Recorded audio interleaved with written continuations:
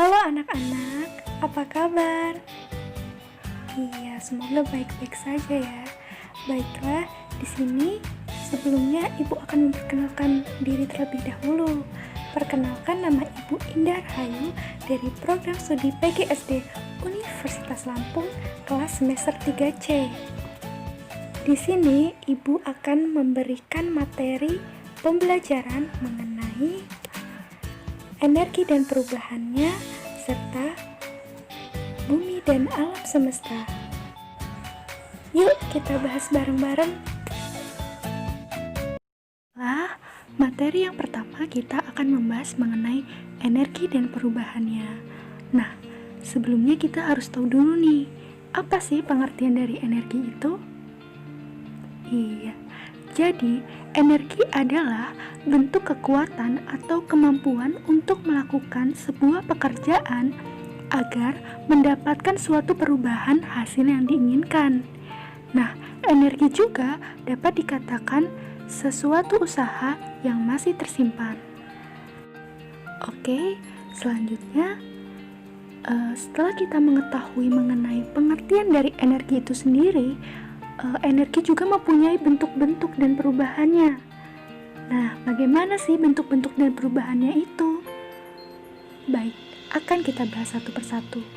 Bentuk-bentuk energi. Yang pertama, energi panas. Nah, apa sih yang dimaksud dengan energi panas? Energi panas adalah segala sesuatu yang dapat menghasilkan panas. Nah, contohnya seperti apa? Seperti matahari, seperti api, itu adalah salah satu contoh energi panas. Nah, kemudian energi panas juga dapat berpindah melalui 3 cara. Yang pertama konduksi, yang kedua konveksi, dan yang ketiga yaitu radiasi. Nah, mari kita bahas satu persatu ya. Yang pertama adalah konduksi. Konduksi adalah peristiwa perambatan panas yang memerlukan suatu zat atau medium tanpa disertai adanya perpindahan bagian-bagian zat atau medium tersebut. Nah, contohnya seperti apa? Contoh seperti sendok akan terasa panas saat digunakan untuk mengaduk kopi panas. Yang kedua yaitu konveksi. Apa sih konveksi itu? Konveksi adalah perpindahan panas dengan disertai aliran zat perantaranya. Contohnya seperti air yang panas akan bergerak naik. Dan yang ketiga yaitu radiasi. Nah, apa sih radiasi itu? Radiasi adalah perpindahan panas tanpa medium perantara. Contohnya seperti panas matahari sampai ke bumi. Setelah itu panas api dapat kita rasakan. Nah, itu adalah salah satu contoh dari radiasi. Selanjutnya, bentuk energi yang kedua yaitu energi bunyi. Nah, apa sih yang dimaksud dengan energi bunyi? Nah, energi bunyi merupakan energi yang dihasilkan oleh bunyi atau suara, yaitu benda yang bergetar. Nah, contoh dari energi bunyi itu seperti apa? Ya, contohnya seperti segala sesuatu yang dapat menghasilkan bunyi. Seperti kita bermain gitar, gitar menghasilkan bunyi. Seperti bunyi gitar, bunyi bom, bunyi halilintar, bunyi petasan, dan masih banyak lagi segala sesuatu yang dapat menghasilkan bunyi. Selanjutnya, bentuk energi yang ketiga. Yang ketiga yaitu energi listrik. Apa sih energi listrik itu? Energi listrik merupakan salah satu bentuk energi yang paling banyak digunakan. Energi ini dipindahkan dalam bentuk aliran muatan listrik melalui kawat logam konduktor yang disebut dengan arus listrik. Nah, contohnya ini seperti apa? Tentu banyak sekali ya contoh-contoh benda yang memerlukan energi listrik dalam penggunaannya. Contohnya seperti apa? Setrika yang kita gunakan menggunakan energi listrik. Kemudian kipas angin juga menggunakan energi listrik. Televisi, radio, dan masih banyak lagi yang menggunakan energi listrik. Selanjutnya, bentuk energi yang terakhir, yaitu energi alternatif. Nah, energi alternatif ini merupakan istilah yang merujuk kepada semua energi yang dapat digunakan yang bertujuan menggantikan bahan bakar konvensional. Nah, contoh dari energi alternatif itu apa? Contohnya seperti energi matahari, energi angin, energi air, dan masih banyak lagi. Baik, itulah pemaparan materi mengenai energi dan perubahannya. Nah, sekarang akan lanjut nih ke materi yang kedua, yaitu bumi dan alam semesta. Yuk kita bahas bareng-bareng. Jadi, yang akan kita bahas pertama kali yaitu bagaimana sih pembentukan alam semesta itu sendiri? Jadi, pengertian alam semesta itu sendiri mencakup tentang mikrokosmos dan makrokosmos. Para ahli astronomi menggunakan istilah alam semesta dalam pengertian tentang ruang angkasa dan benda-benda langit yang ada di dalamnya. Nah, banyak teori yang mengungkapkan tentang terbentuknya alam semesta ini loh. Nah, yang pertama yaitu teori keadaan tetap. Teori ini berdasarkan prinsip kosmologi sempurna yang menyatakan bahwa alam semesta dimanapun dan bila manapun selalu sama. Berdasarkan prinsip tersebutlah alam semesta terjadi. Teori ini menyatakan bahwa tiap-tiap galaksi yang terbentuk tumbuh menjadi tua dan akhirnya mati. Jadi, teori ini beranggapan bahwa alam semesta itu tidak terhingga besarnya dan tidak terhingga tuanya. Kemudian, teori yang kedua yaitu teori ledakan dahsyat atau biasa disebut juga dengan Big Bang Theory. Teori ini menyatakan bahwa alam semesta ini berasal dari kondisi super padat dan panas yang kemudian meledak, mengembang sekitar 13.700 juta tahun yang lalu. Teori ledakan ini bertolak dari asumsi adanya suatu massa yang sangat besar dan mempunyai berat jenis yang sangat besar, meledak dengan hebat karena adanya reaksi inti. Massa itu kemudian berserak, mengembang dengan sangat cepatnya menjauhi pusat ledakan.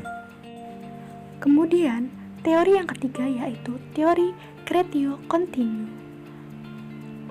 Di dalamnya mengatakan bahwa alam semesta ini selamanya ada dan akan tetap ada. Alam semesta tidak pernah bermula dan tidak pernah berakhir. Kemudian yang keempat yaitu teori ekspansi dan kontraksi. Selanjutnya, teori yang terakhir yaitu teori ekspansi dan kontraksi. Teori ini berdasarkan adanya suatu siklus dari alam semesta yaitu masa ekspansi dan masa kontraksi. Diduga, siklus ini berlangsung dalam jangka waktu 30.000 juta tahun. Pada masa ekspansi, terbentuklah galaksi-galaksi serta bintang-bintangnya. Ekspansi tersebut didukung oleh adanya tenaga-tenaga yang bersumber dari reaksi inti hidrogen yang pada akhirnya akan membentuk berbagai unsur lain yang kompleks. Nah, jadi itulah teori-teori pembentukan alam semesta. Selanjutnya, kita akan belajar mengenai pembentukan tata surya. Nah, sama seperti pembentukan alam semesta, tata surya ini juga memiliki teori-teori dalam pembentukannya. Yang pertama yaitu teori nebulasi atau debu. Teori ini dikemukakan oleh Kant dan Ripley pada tahun 1796. Ia mengatakan bahwa sistem tata surya terbentuk dari kondensasi awan panas. Pada proses kondensasi tersebut, sebagian terpisah dan merupakan cincin yang mengelilingi pusat. Pusatnya itu menjadi sebuah bintang atau yang disebut juga dengan matahari. Kemudian yang kedua yaitu teori planetesimal. Nah, teori ini dikemukakan oleh Chamberlain dan Moulton. Teori ini bertitik tolak dari pemikiran hipotesis nebular yang menyatakan bahwa sistem tata surya terbentuk dari kabut gas yang sangat besar berkondensasi. Perbedaannya adalah terletak pada asumsi bahwa terbentuknya planet itu tidak harus dari satu badan, tetapi diasumsikan adanya bintang besar lain yang sedang lewat di dekat bintang yang merupakan bagian dari tata surya kita. Selanjutnya, teori yang ketiga adalah teori tidal atau pasang surut. Menurut teori ini, ratusan juta tahun yang lalu, sebuah bintang bergerak mendekati matahari dan kemudian menghilang. Pada saat itu, sebagian matahari tertarik dan lepas. Dari bagian matahari yang lepas inilah, kemudian terbentuklah planet-planet. Dan yang terakhir yaitu teori bintang kembar. Teori ini berpendapat bahwa kemungkinan matahari terdahulu merupakan sepasang bintang kembar. Oleh sesuatu sebab, salah satu bintang meledak. Dan akibat gaya tarik gravitasi, bintang yang satunya sekarang menjadi matahari. Pecahan tersebut tetap berada di sekitar dan beredar mengelilinginya. Nah, setelah mengetahui mengenai teori pembentukan tata surya, nah di sini kita harus tahu juga bagian-bagian dari tata surya ya. Yang pertama, bagian dari tata surya yaitu matahari. Pada sistem tata surya ini, yang paling besar adalah matahari loh. Selain paling besar, matahari adalah mempunyai peran penting di lingkungan tata surya dan sebagai pusat peredaran. Matahari terdiri bagian inti dan terdapat 3 lapisan, yaitu fotosfer, kromosfer, dan korona. Selain matahari, juga ada planet-planet nih. Planet yang pertama yaitu Merkurius.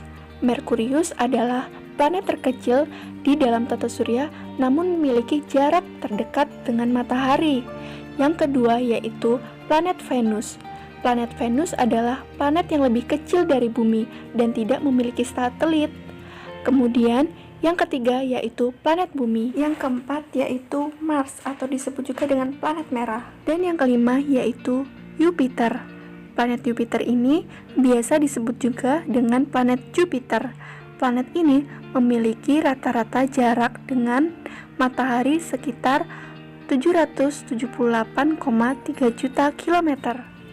Planet yang keenam yaitu planet Saturnus. Planet Saturnus ini terkenal dengan planet bercincin dan memiliki 10 satelit loh.